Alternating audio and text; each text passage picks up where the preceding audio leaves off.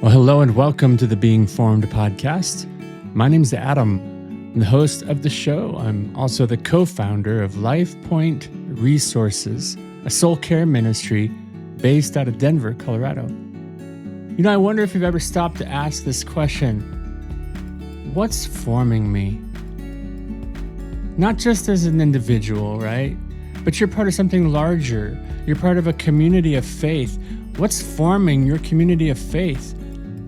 What's forming your church and the ministry leaders and the volunteers who serve within those contexts? You see, every church has a culture. Every ministry has values, whether they're spoken or simply absorbed over time. Every Sunday, every rehearsal, every meeting, every conversation is shaping the people involved. And so the question isn't whether we're being formed in that place. The question is, into what? And my guest today is Becky Ykema. Becky spent more than 2 decades serving in worship ministry, from traditional churches to church plants to some of the largest churches in the country. She's seen remarkable beauty. She's seen deep transformation, genuine encounters with God. But she's also had a front row seat to some of the pressures that subtly shape those ministry cultures. You know, like the pursuit of relevance, the pressure to perform, the pull toward image over authenticity, the temptation to confuse excellence with faithfulness. So those experiences led Becky to write a thoughtful new book titled Composing Church: Considerations for the Modern Creative Leader. Now, don't let that subtitle fool you. This conversation is certainly for worship leaders and creative teams, but it's also for pastors and elders, volunteers, anyone who longs to see the church reflect the heart of Jesus more faithfully. I've had the privilege of getting to know Becky personally and professionally over the past months, and it's been an absolute joy. Let me tell you, Becky's the real deal. So what you'll hear today comes from someone who loves the church deeply enough to tell the truth with both courage and grace.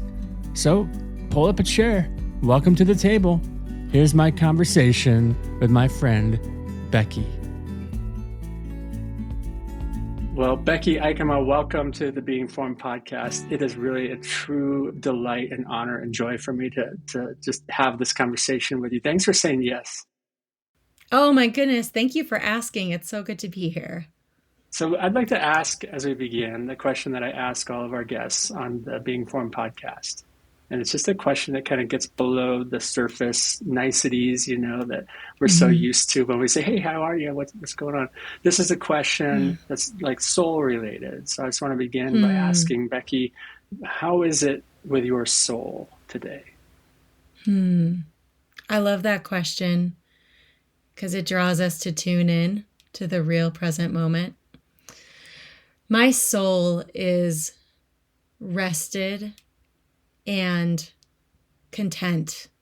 It's content right now, much to be grateful for. And seeing how God has woven a journey together and been along with me the whole time. This feels like just a beautiful time to acknowledge the presence of God and God's movements. And so I feel content, grateful.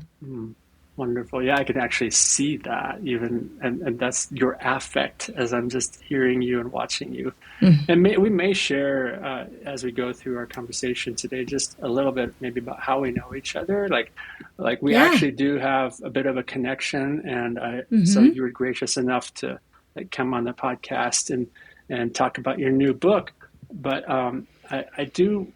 I'm curious for my sake to ask you this next question. I'm wondering if you'd be willing to share some of your story with us, Becky. And I'm curious in particular about like how you found your way to faith in Christ and like how that decision, you know, like practically like impacted your life up to the point where you find yourself now. Yeah. So a really small question, right, Adam? Yeah, totally. Like it shouldn't take very long to tell me your life story. Yeah. Yeah, no, I appreciate that question because we all have a journey, we all have a story. It has to start from somewhere. I was always a church kid, ever since I was like born and raised in the church, and was one of those kiddos who found Jesus when I was at the age of 4. And for me, it was just such a beautiful, innocent relationship. I would come home from church and close my door and just make up songs to Jesus. I didn't want anyone else to hear them, but it was just of a pure heart that wanted to sing songs to this, to the image of a shepherd holding his sheep, walking in a valley. So it started really young, and I'm grateful for that. I'm grateful for the community that I was able to be enfolded into that really helped form my faith. And then it just worked its way into a trajectory of a lifetime of worship leadership, creative arts ministry, and now a little bit into the world of formation and some preaching and teaching. And so that's been the journey. Yeah, yes. You are from the Midwest, correct? Yeah. Is the Illinois area? Is that where you grew up, or? Yeah, yeah. I grew up in the North Shore suburbs of Chicago, so about 35, 40 minutes north of the city. Yeah. Yeah, okay. Mm-hmm. But then you found your way out here Mm-hmm. into the beautiful mountain country, Colorado. Yeah. That was ministry related, correct? Moving out this Yeah, way. it absolutely was. Yeah, it's crazy. It took me 30 years to discover the beauty of the Rocky Mountains. Goodness, like people actually get to live out here. Um, yeah, it was ministry. So I had been serving for a long time at Willow Creek Community Church, which is a big mega church in the northwest suburbs of Chicago, and just knew at a certain time that it was time to branch off and discover who has God made me to be as a worship leader. And God so graciously, I will say, composed that exit and then entrance into what was next. And I was able to join a team with a startup church meeting in a former Sam's Club warehouse. Cold as the dickens because you can't heat a big building like that. Curtain quote unquote walls. It couldn't be more different. But I say while there were a lot of sacrifices that came with that move across the country away from our whole family, that move also saved my life. So I'm grateful. Yeah, I so my journey of kind of following you a bit is that I ended up at that little church meeting in a Sam's Club warehouse with my wife, right in the middle of COVID, or at Mm, some point in time, right like when churches started meeting again. mm-hmm. And I just began to hear stories of the beloved Becky worship leader who had been there. Aw, And I didn't sweet. get a chance to meet this Becky, but Becky was beloved for sure. Mm, And that's all I really knew. And then I found my way to a church in downtown Denver, mm-hmm. Denver Community Church. And I had a chance to be led by a worship leader named Becky Yu from time to time, not on staff at the church at that point, but Right. just like heavily volunteering and being involved. And then I found myself, I think it might have been in Chicago, at a pastor's priest and guides retreat that Yes. Aaron Nyquist and his team put on. And there is Becky, Becky Ykema, the Gosh, one from Denver Community she Church, keeps right? popping up In this everywhere. little group of like 40 or 50 people and leading from the guitar so beautifully. And when you said you wrote a book, I was like, that doesn't surprise me at all. Like you're such a Huh. creative, gifted, talented, wise leader working with leaders in a pretty high capacity.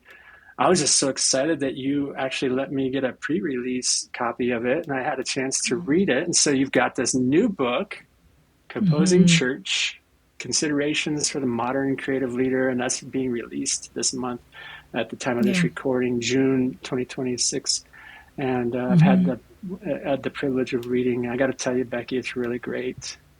Oh, It's thank great. you.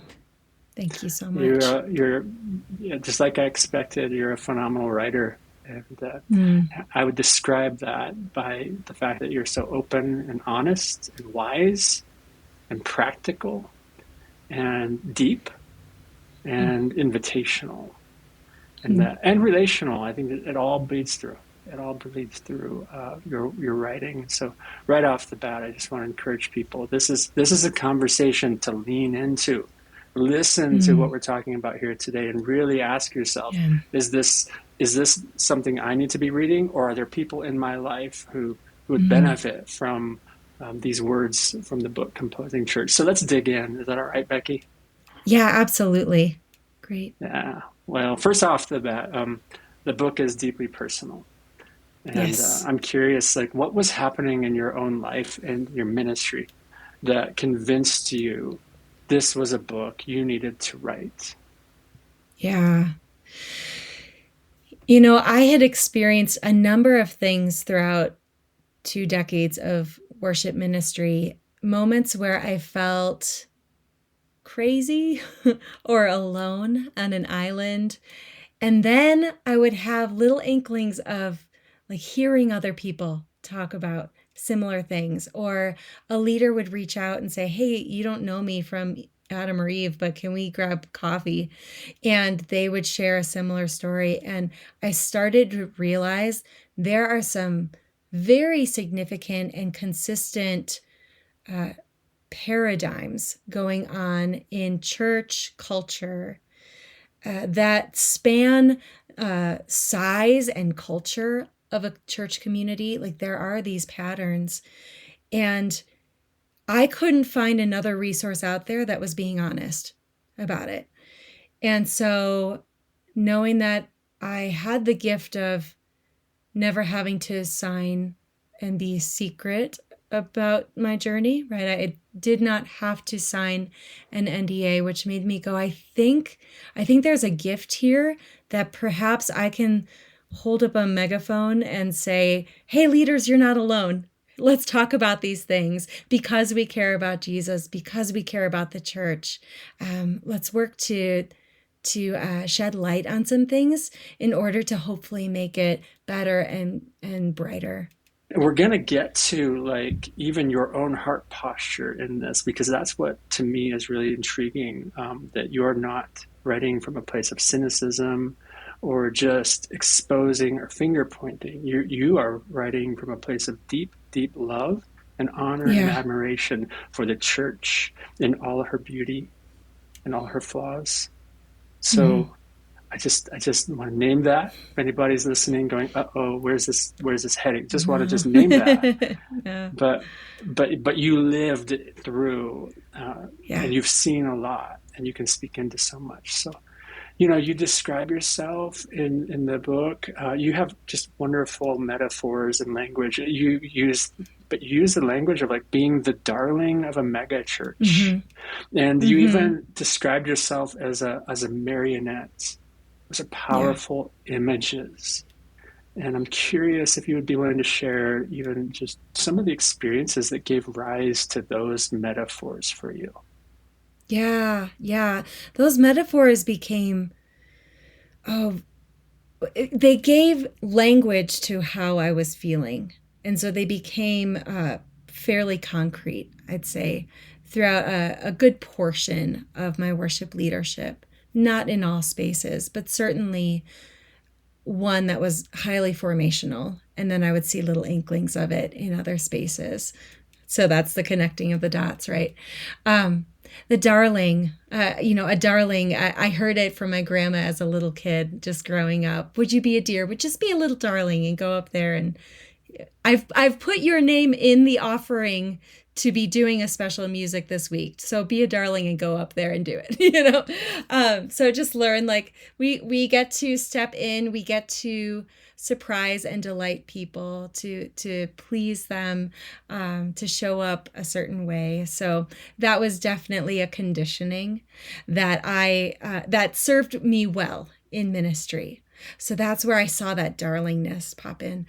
And then the marionette, I remember, Adam, oh man, it was towards the end of my tenure in one particular ministry space. And I was beginning to finally put language around something that just, it wasn't named, but I said to my supervisor in his office, I said, I just feel like I'm a marionette and somebody else is pulling the strings and telling me how to hold my head so, my microphone doesn't get in the way of the camera shot, and just all of those little movements. And that language stuck. And it really was helpful in me realizing, yeah, I think in certain spaces, sometimes a person on a stage can become more of a prop, more marionette than minister, more prop than person, if we have our priorities misaligned. And so that's sort of where those two metaphors came to be. Yeah, I know early in your book, it might have been the first chapter, you describe a scene that I can kind of relate to. I was never in a church as a worship pastor the size of the places that you have been, but you were talking about a stage that has had so much gaff tape put on it over the years, marking everybody's cues, that there's just... And there's this person off the side of the stage getting ready to walk out into the spotlight, and this sense of I'll this narrative you're kind of walking us through of okay, I step out and I have the microphone and I go to spot one, right, and then I move to spot two when the lights dim perfectly, and then cast the spotlight over here, and everything is for dramatic purpose, and everything has a reason, and the voice is in your ear, right? The inner monitors who are speaking to you. I think all of the things that you were describing early on, at least in that first chapter, they resonated with me, and I just hear some of that language even in that metaphor of marionette. Do that, we want to control, but it's for the glory of God, right? If we can control everything that you do, there's a way in which we can do it, and you're going to be excited about it for a long, long time. It's going to be awesome and thrilling, right? Yes. To have a part in this amazing moment where God can use emotions to touch people's hearts and change their hearts, right? So there's such a great thrill in all of this, but at some point in time, it's you start to realize, wait a minute, am I that prop or am I a person? That's really interesting. Yeah, and I think as you name that, there's so much good that comes from, those big dramatic moments, they're powerful. And Holy Spirit can 100% move through it. I think, and this is that balance beam, this is that line of, are we caring more about a person's perfect delivery of something versus being attentive to the moment and what needs to happen in real time and what God's Spirit might be speaking in and through that leader to say. So yeah, it's there is light and shadow. I just want to name that. There's light and shadow. Yeah. The word that kind of came to my mind as you were just speaking was we can get really good at manufacturing the moment. 100%. And it could come from a really beautiful, true place, I think. But it could also lead us to manufacturing moments. Yes. One of the very first impactful formational statements ever made to me was when I stepped foot into a church where unfortunately one of the pastors was on their way out, associate pastor, and just kind of said to me with I'm sure a little bit of cynicism in there, just remember, Adam, you can build a church without God. And then that was one of the last things as they left, and I was like, oh yeah, where that's coming from. And so I think that line that becomes blurry, it's not just about the line, though. It's about the people caught in the crosshairs of that. It's about the people who find that line almost deforming to their souls. Yes. Yes. Yeah. And it's in the micro decisions, the micro conversations, the micro expressions. It's not just the seismic, trajectory of a vision. Certainly in that, but it's also in those little moments. Am I choosing uh, authenticity and honesty here in a moment versus manufacturing something? All of those moments matter. Yeah. So throughout your book, you are returning to a theme of of if we're not careful, we're like kind of being conditioned to perform, Mm-hmm. right? Yeah. Yeah. Just becomes like it gets a little off. When did you begin to realize that performance for you had become Mm-hmm. something maybe more than just the beautiful gift of leading worship well? Yeah. Yeah. Um, I think it started when I took my eyes off of Jesus and I put them more on the upper leadership of a church. I think it happened when that balance got imbalanced. Um, I think it happened when I felt a pressure to please and achieve, to prove myself, that then I began to say yes to all of the conversations of, Becky, can you conform in these certain ways? And I was a yes girl in that because I so wanted to succeed, because I loved leading worship, and I was leading worship in a place I had deeply respected since I was a little girl. I think that's when it started to happen. And when I left that one particular space and moved out to the West and was in charge of creating a culture, that's when I noticed, like, I tripped over my feet a number of times where I didn't realize how much the voice of the producer had taken up residency inside of me. And I had been conditioned to perform and then ask the same thing of others. So that was deeply humbling. And I'm so grateful that God gives us new beginnings. Yeah.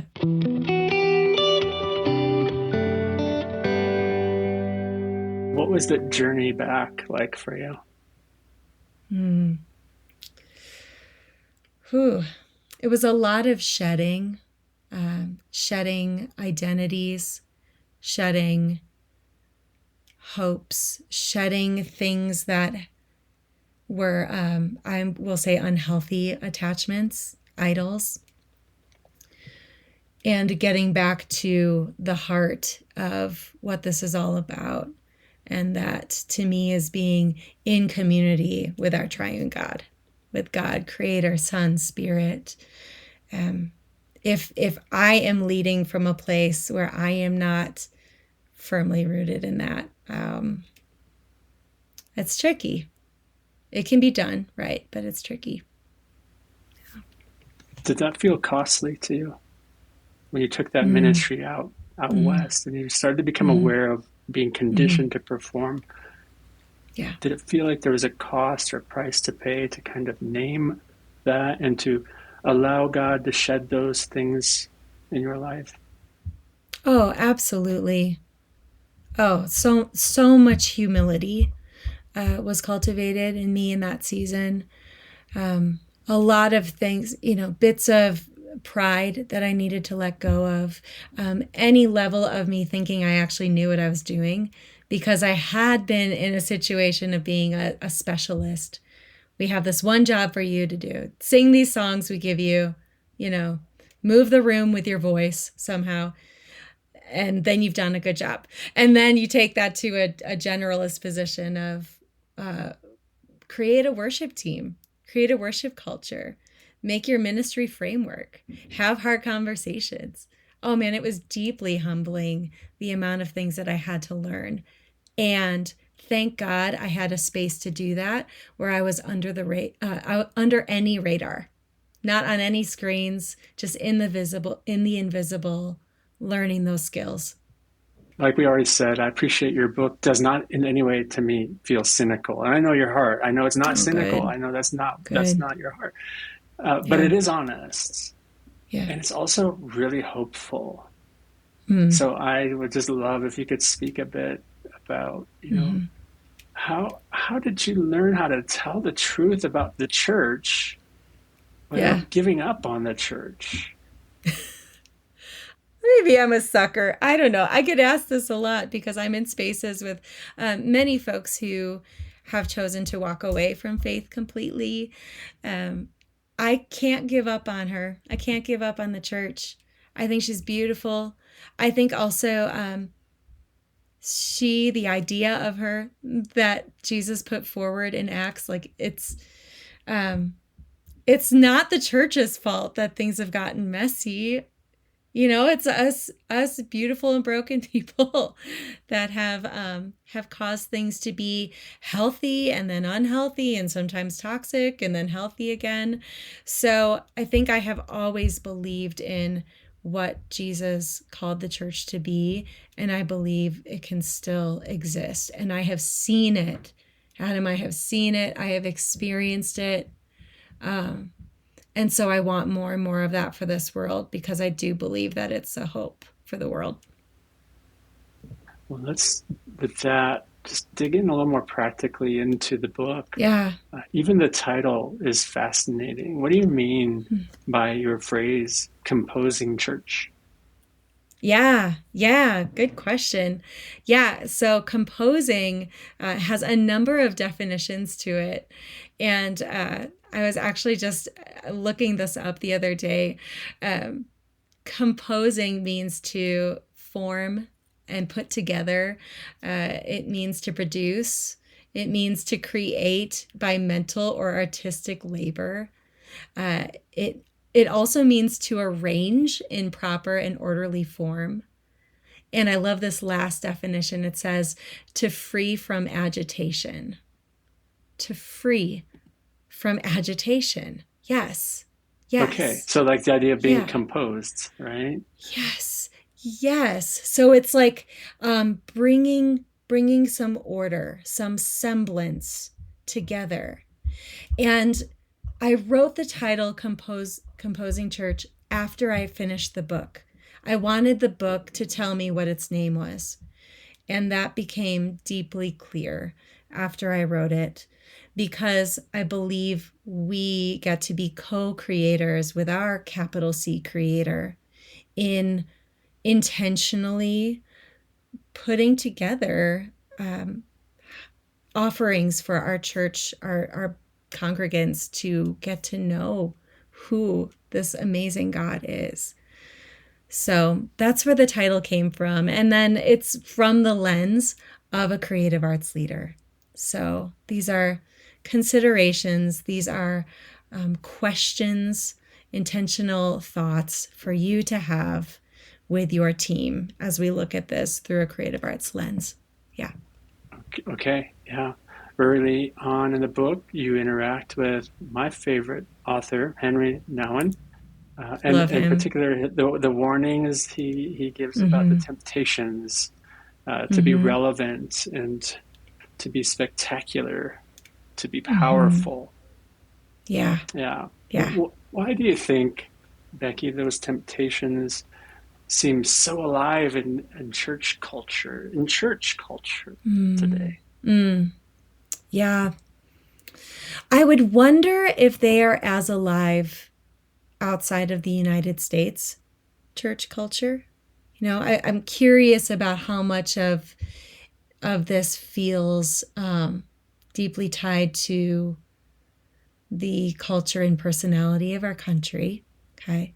But that is the lens from which I write from. So, um, but I believe there is a desire to be bigger and better and brighter and have more influence. And I think there are slivers of light from that. Okay? Like wanting to do good in the world, wanting to get the word out, believing that what we are doing matters so much, we want to help other people see it. But again, if it tips into we want this because we want to be the leading charge in it, okay, then we have to check ourselves with pride Yeah, what's the motivation there? So I think I think it's very much the waters that many of us swim in culturally.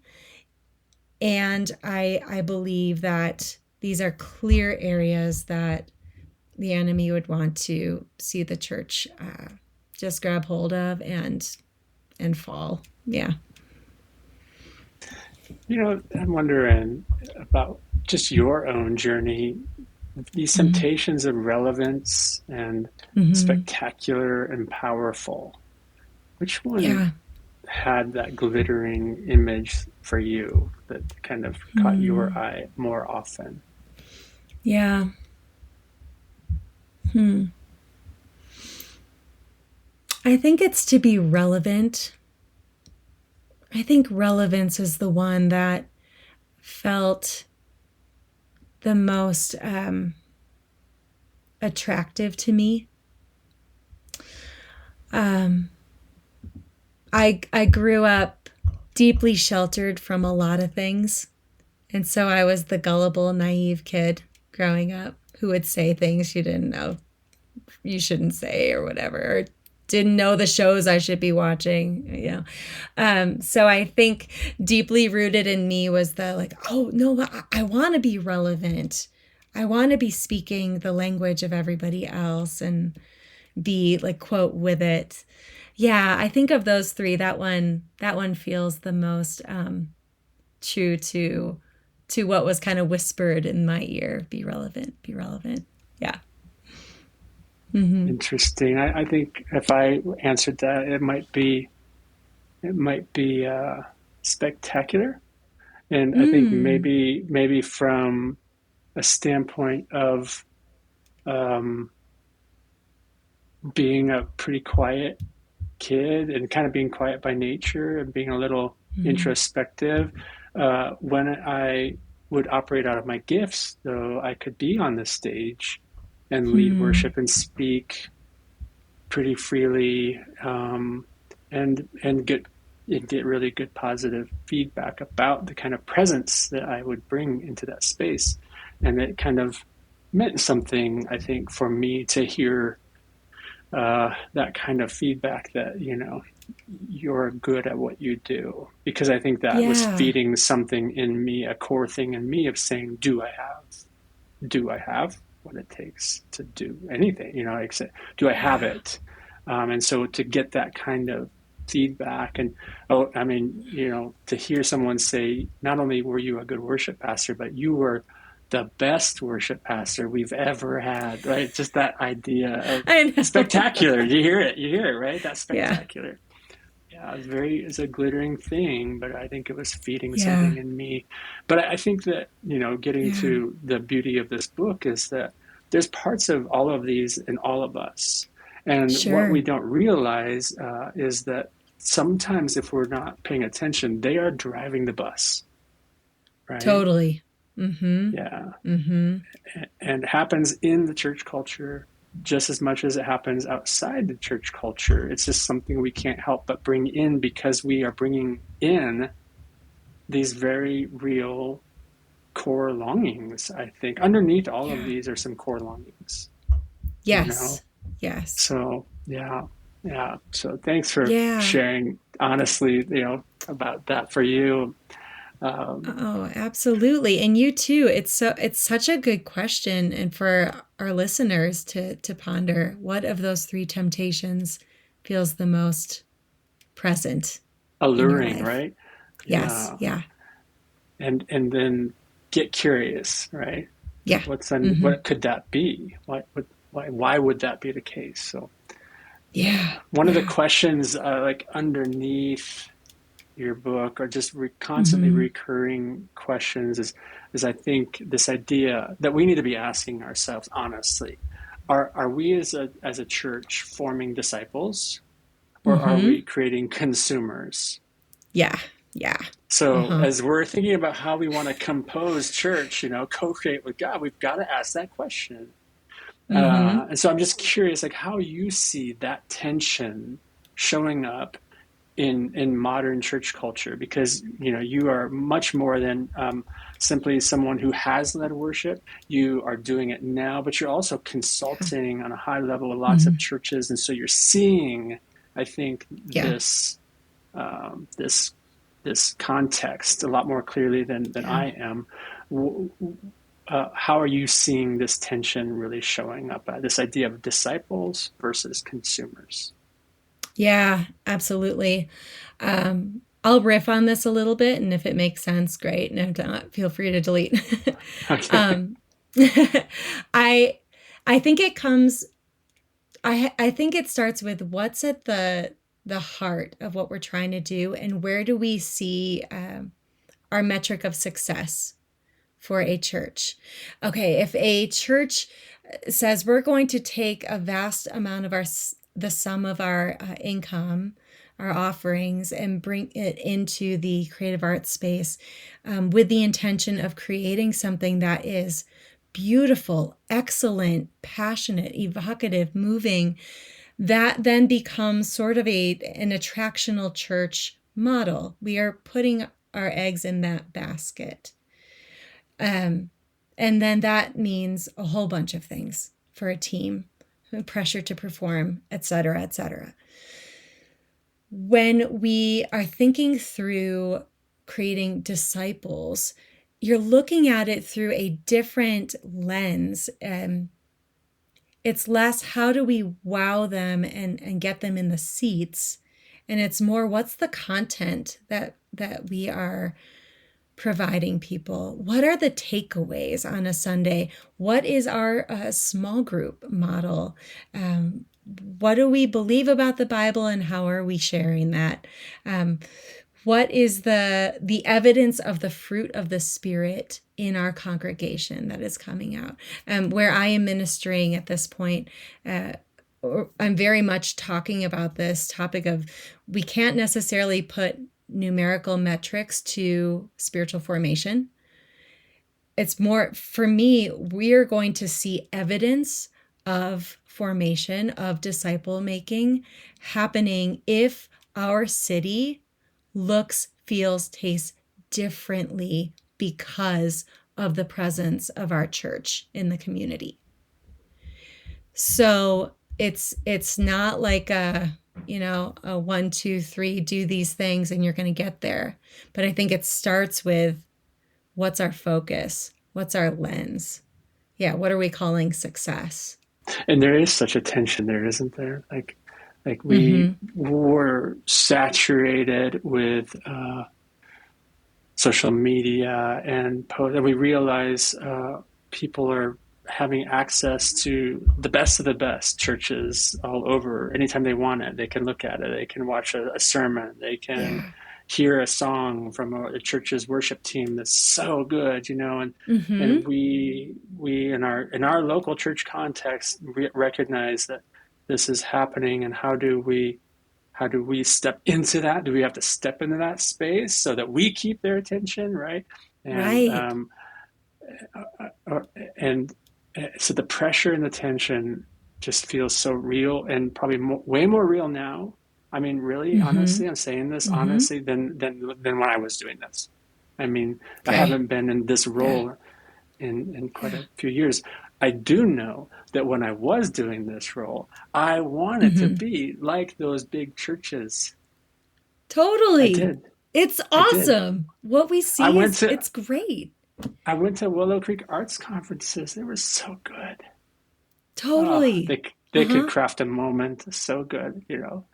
So Yeah. anyway, yeah.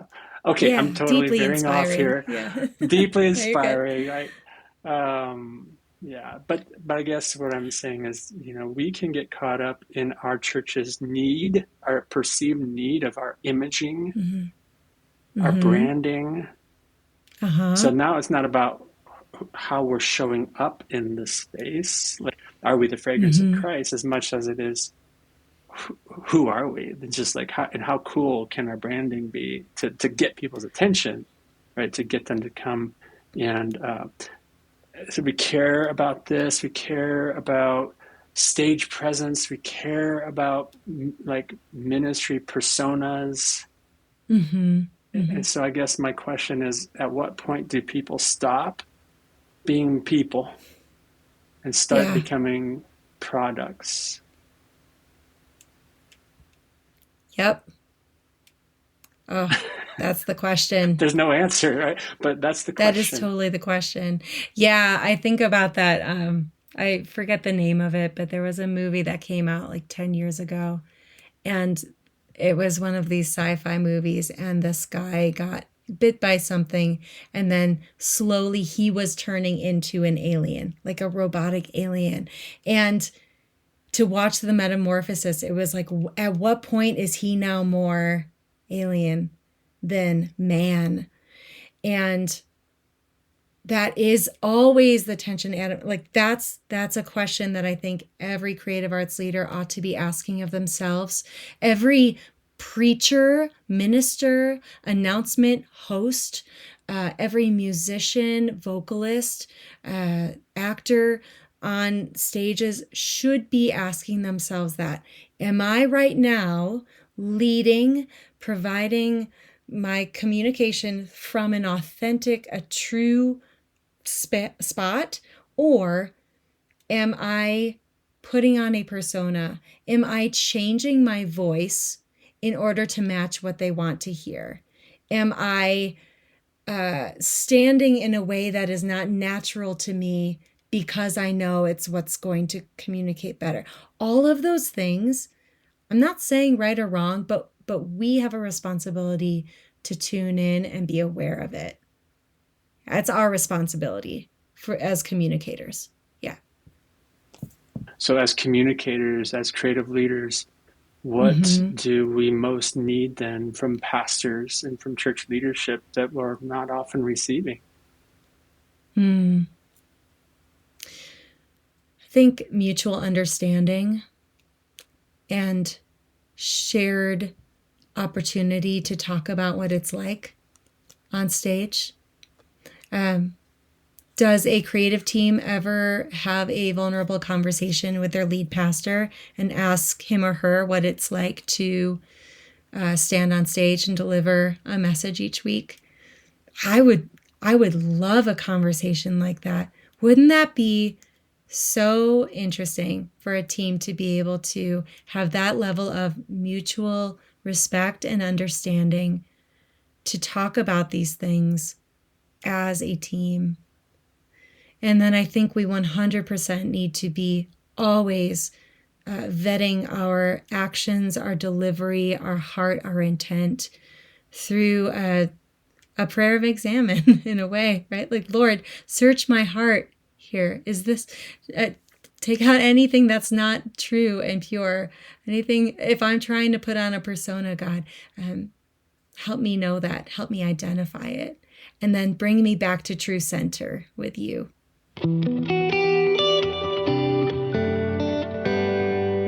So honest communication, authentic Yeah. communication, Yeah. real relational connection between the team, really, and the pastors Yeah. and their leaders. Mm-hmm. Yeah.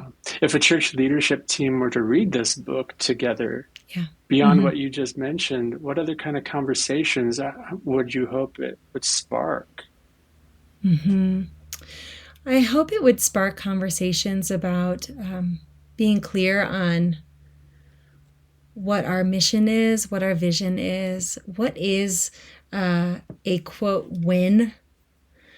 I think that it matters that a team doesn't feel like there's a moving target each week. I think having conversations as a team of what rhythms of rest look like is deeply important, especially for longevity in ministry. A lot of ministries, they run full octane. It's fast, it's driven, and there's an expectation that leaders will take care of what they need to in their lives. But often, when you're running in such a monumental ministry machine, if you will, leaders often don't feel like they can raise their hand and say, I need help. I need a moment. I need Sabbath. So my hope would be that these types of conversations are fostered with a team. Not just a creative team, like reading this in the green room, Yeah. but this sense of like, we're all wanting to grow here together in this kind of way, because, hey, Yeah. Sunday mornings are kind of what church feels like it's all about in a lot of spaces. Yeah. Like, what are we all stacking our hands in the middle on? There you go. Yeah. Yeah. I love that. I'm going to add some language here. Like, what are we stacking our hands in the middle on? And you've already talked about like Jesus-centered space, Jesus-centered worship, Jesus-centered culture, a Jesus-centered healthy church. What does that feel like to you, Becky? Like from the inside, like what does that feel like? Well, what's beautiful about it is it can show up in a vast myriad of ways. Culturally, geographically, the size, all of it. It can look so many different ways. But a Jesus-centered culture, I think, is a church that is looking to follow the ways and the words of Jesus. It's a church that is loving its neighbor well and loving itself and loving self, loving God, loving others, loving our enemies. Oh my goodness. What does that look like these days? Can we love our enemies? I think it's a space where we are seeking to remedy the needs of those in our community that are within our boundaries and our ability to do. I think there's a myriad of ways it can look, but some of those fundamental core things I would offer must be there. Mm-hmm. Yeah. As I hear you speak, I'm reminded of Colossians 3 and just that beautiful language of Paul's to put on love, right? And so much of what I even just heard you describing is, what does it look like when we decide to come together and put on love, clothe ourselves with Christ together? I mean, all of us going in the same direction in that regard. Yeah. I love knowing this about you. You're completing your training as a spiritual director. This is a super cool move of God in your life. So I'm just curious if you could speak a bit about how spiritual direction is changing or has changed the way that you think about worship leadership and ministry. Yes, there's so much overlap, and I just love identifying that. As a spiritual director, it is our role to actually not direct, but help facilitate a space where we are listening to God and the movements of God through another person's story. And likewise, in worship leading, I would say in the best of cases, we worship leaders, and you know this, Adam, we worship leaders have an ear towards heaven and an ear towards the room. We are practicing dual listening so that we can be truly present to the moment. And that's what we do in spiritual direction.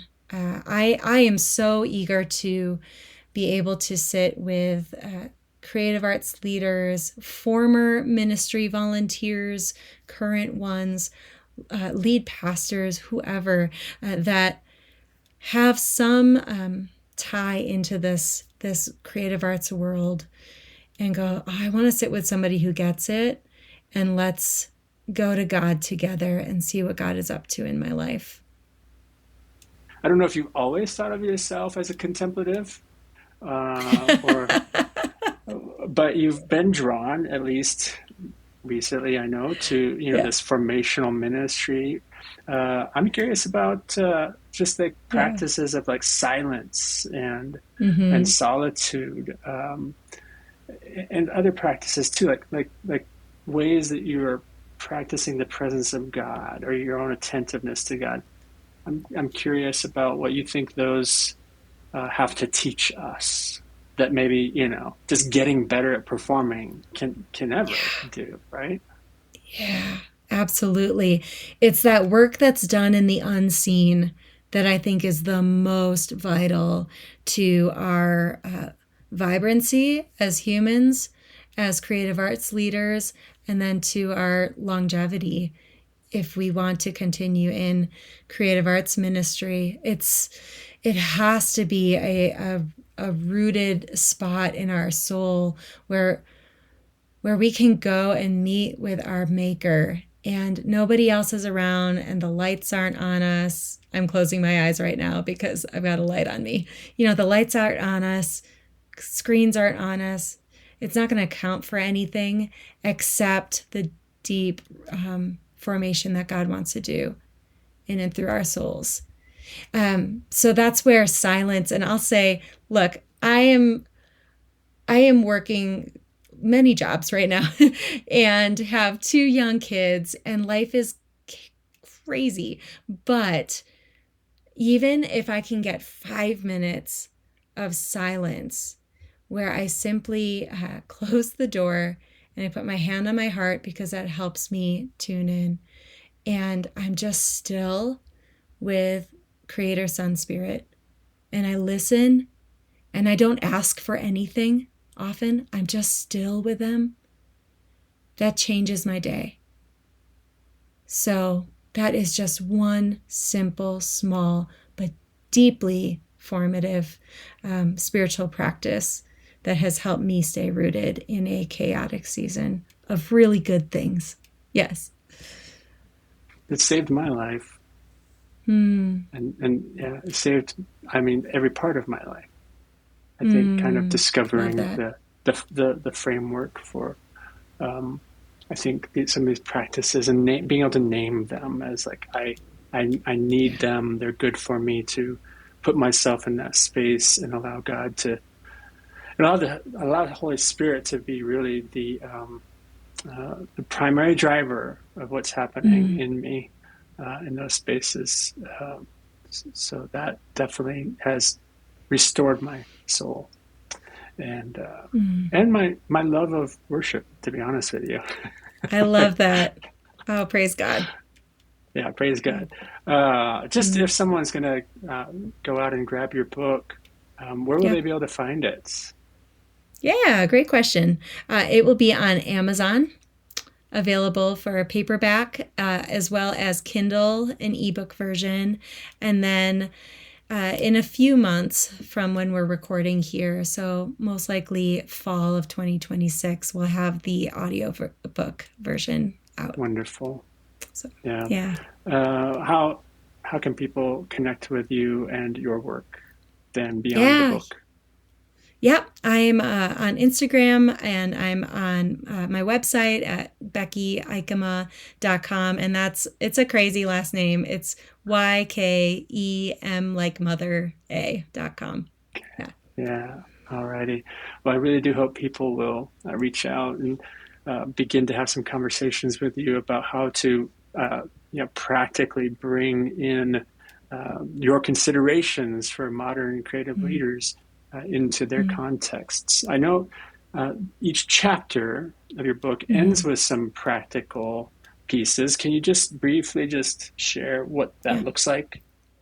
Yeah, 100%. So I recognize that some people will be reading this on their own, not with a team. Some folks have like actual influence into their creative arts team. Others will be reading more tangentially to the decision makers.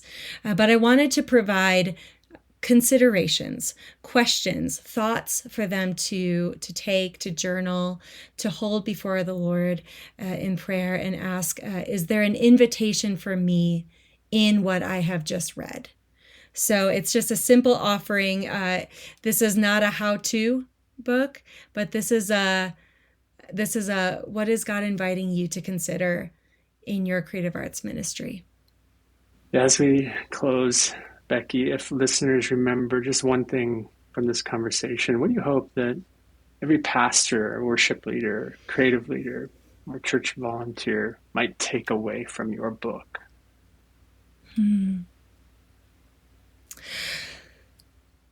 I want them to take away that they are loved and that they are not alone. They are not alone in this work. They are not alone in what they are experiencing, what they are wondering about, what they are dreaming of, that there are others who meet them there. So that's my takeaway for our leaders today. Thank you, Becky. Thank you so much for being with us today on the Being Formed Thank podcast. you. It's a great joy to have you. Thank you. So fun being here, Adam. Thanks. Well, thanks for listening, especially since, as you noticed, I was the one who had a problem with my microphone through that entire conversation. I hope it didn't take away from the great things that Becky had to share. One of the reasons I wanted her on the podcast is because I don't think she's inviting us to become critics of the church. I think she's inviting us to become better lovers of the body of Christ, which I completely agree with. Because love tells the truth, and love asks difficult questions, and love imagines a better way. As I reflect on her words, a question continues to echo in my heart. What are we composing with God? Not simply in our worship services, but in our leadership, our relationships, our churches, and even our own souls. If you'd like to learn more about Becky or pick up a copy of Composing Church, you'll find links in the show notes. And if today's conversation encouraged you, would you consider sharing it with a pastor, a worship leader, a ministry volunteer, someone who simply loves the church and longs to see her become more like Christ? So may you continue to pay attention to the loving presence of God's Spirit at work in the world. Indeed, Christ is with you, and you are being formed. Until next time, grace and peace.